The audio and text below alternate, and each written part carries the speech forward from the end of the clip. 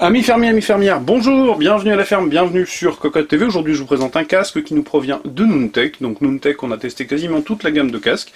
Nous avons eu le HamOS qui était un gros Circum, nous avons eu le RiOS qui était un petit intra, nous avons eu aussi le Zoro 2 HD qui était donc un Supra. Et bien voici son grand frère, son petit frère ou son cousin, je ne sais pas. En tout état de cause, c'est un Zoro 2. C'est écrit ici, mais il est en version wireless, donc en connexion Bluetooth. Alors, comme d'habitude, chez Noontech, le packaging fait appel aux jolis messieurs ou aux jolies mesdames avec leur garde-braise qui vous présente le casque avec la coupe au gel qui va bien.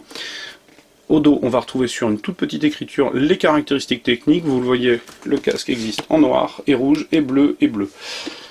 Pas de grand chose de plus à ajouter sur le packaging, je le mets de côté. Au niveau du bundle, on a un bundle sympathique. On va trouver le petit guide de l'utilisateur, plutôt bienvenu pour pouvoir l'utiliser dès la première fois, notamment du côté de la connexion Bluetooth. Nous avons un câble micro USB vers USB en simple caoutchouc noir pour le rechargement de la batterie.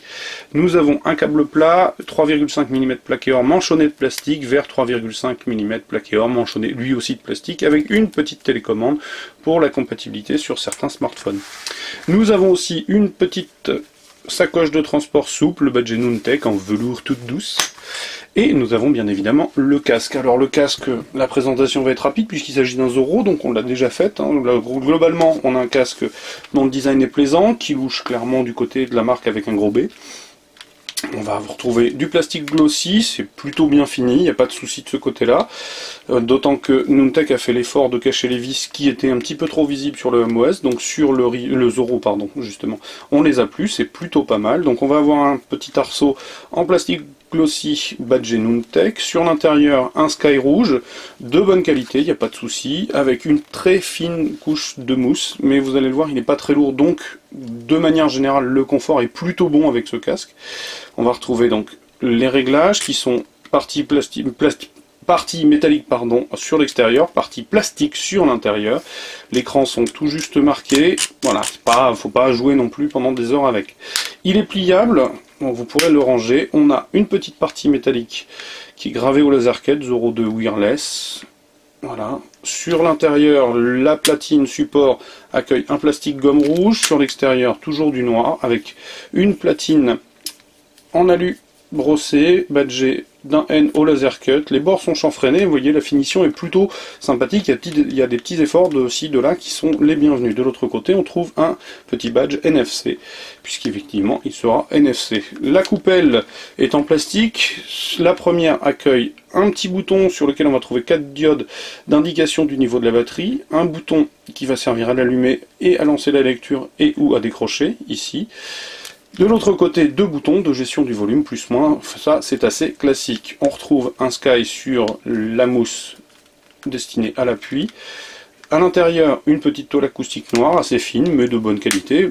Comme je le dis, au niveau de la fabrication et de la finition, c'est plutôt pas mal.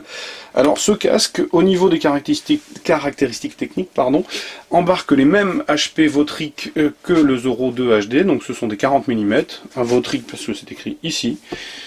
Que vous dire d'autre? Il couvre un spectre qui court de 13 à 26 000 Hz sur une impédance de 32 ohms avec une sensibilité à 108 dB. Donc sur le papier ça a l'air pas mal du tout. Mais en fait c'est un casque qui est un peu décevant, tout simplement parce que la qualité de son au niveau de la connexion Bluetooth est clairement pas excellente, beaucoup trop teinté médium haut, c'est-à-dire qu'on a quelque chose d'assez aigu en fait, tout simplement, avec une ligne de basse pas très bien maîtrisée, elle s'écrase un peu, elle donne même l'impression de saturer alors qu'il n'y a pas de raison. Bref, au niveau du Bluetooth c'est clairement pas la panacée. Alors heureusement, en connexion filaire, il rattrape clairement le coup. On se retrouve avec un Zoro 2 HD dont la qualité de son était tout à fait honorable.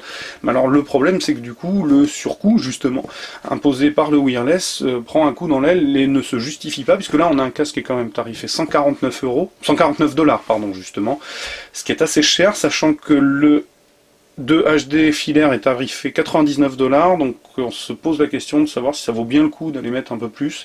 Et aujourd'hui je vous dis clairement non.